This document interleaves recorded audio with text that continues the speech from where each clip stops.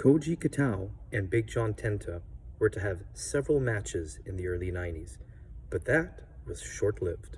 Welcome to Wrestling Through the Ages.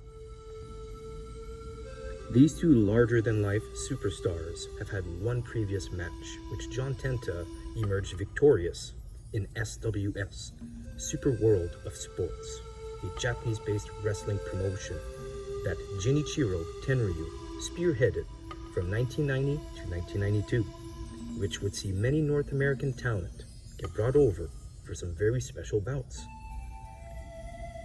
Well, that's nothing new. What makes this feud any special? Japan has seen big men like John Tenta before. Well, John Tenta of Surrey, BC was scouted by a previous Yokozuna and underwent training in the Sarogataki stable. Why is this important, you ask? Well, weighing in at 423 pounds and measuring 6 feet 6 inches and having previous amateur wrestling background gave him a gigantic advantage over locals. During his 8-month career as a sumo wrestler, John won all 24 bouts and was named the Canadian Comet for his record-breaking victories and rise to stardom. At the time, he was the third and only Caucasian foreigner to be welcomed into the sport and gained a lot of media coverage, be it newspaper, magazines, or TV ads. What does any of this have to do with this match, you ask? Well, Mr. Koji Kitao not only was invited to be part of a sumo stable, but eventually was promoted to this prestigious Yokozuna. But that was short-lived. As you see, he thought he could rule with an iron fist and treated his junior teammate and staff, who would act as servants to Yokozunas, with much disrespect and would at times even harshly punish them. The sumo board heard of this, stripped him of the Yokozuna status. Koji and his stable master got into an argument. Koji Kitao struck his stable master's wife in the head upon leaving and was clearly never invited back to the sport due to his terrible attitude. So there it is. That is the whole background story you need to know. Here is the breakdown of the match. Kitao is not too happy having lost his first bout against John Tenta and went into this match with an absolute awful attitude. So this match starts like any other big man match.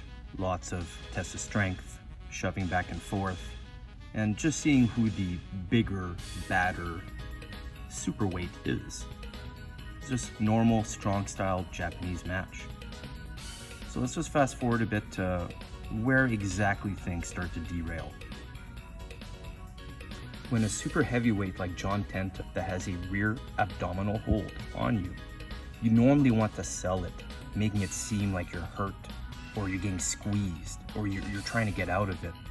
But here, Koji Kitao tries to legitimately unhook John Tenta's fingers, which is a big no-no, because if you go to do that, you actually make the super heavyweight seem weak and not as strong as they're supposed to be perceived as.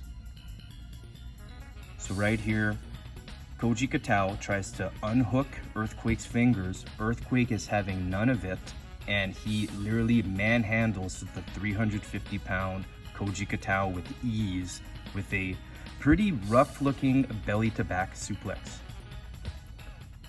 As you can tell, that was all pure strength. Koji did not jump into that move. That was all Earthquake just tossing him out. Koji Kitao, as you can tell, is being petty right now. He knocks off the bell, grabs the announcer table, throws it at the ring. That's really being petty at this point. As you can see, Tenta is patiently waiting in the ring for Koji Kitao to make his way back, unaware that Koji is actually going to go into the business for himself shortly. John Tenta, thinking that Koji is going to play ball and start working with him again, is unaware that Koji is actually going to get loose in his test of strength. Koji actually attempts to break John Tenta's arm here.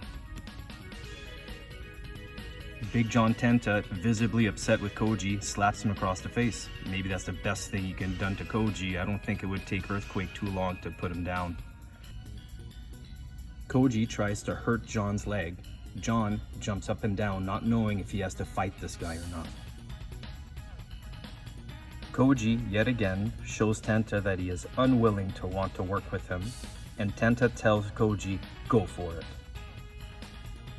As you can tell, John Tenta is visibly pissed off right now. He is absolutely livid.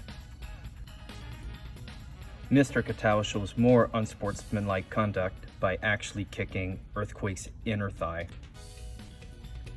Here, Kitao and Tenta have a sumo face-off, which Kitao successfully wins by shoving Tenta into the corner, overpowering him. The referee comes in to break it up immediately. Kitao and Tenta face off again. This time, Kitao actually tries to eye gauge, or eye poke, whatever you'd like to call it, John Tenta's eyeball out. As you can tell, John Tenta at this point is enraged and kicks Kitao as hard as he can.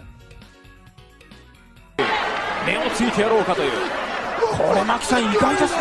そうですね。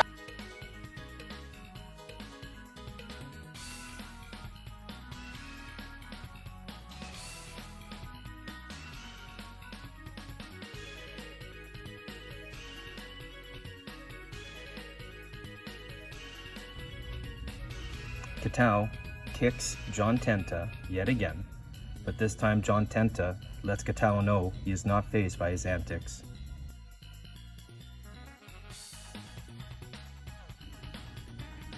Neither man wants to be there right now.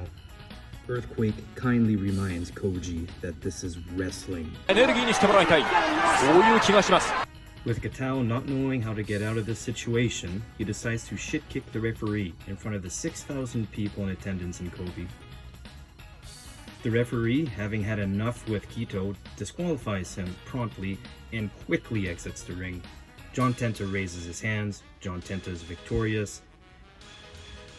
What is the aftermath for Kitao? Well, the same thing that happened to him in New Japan Pro Wrestling and the sumo culture.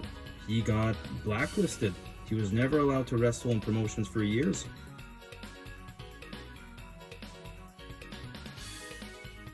I hope that was informative, or at least gave you some background before this shoot actually happened. Join me next week for another episode of Wrestling Through the Ages.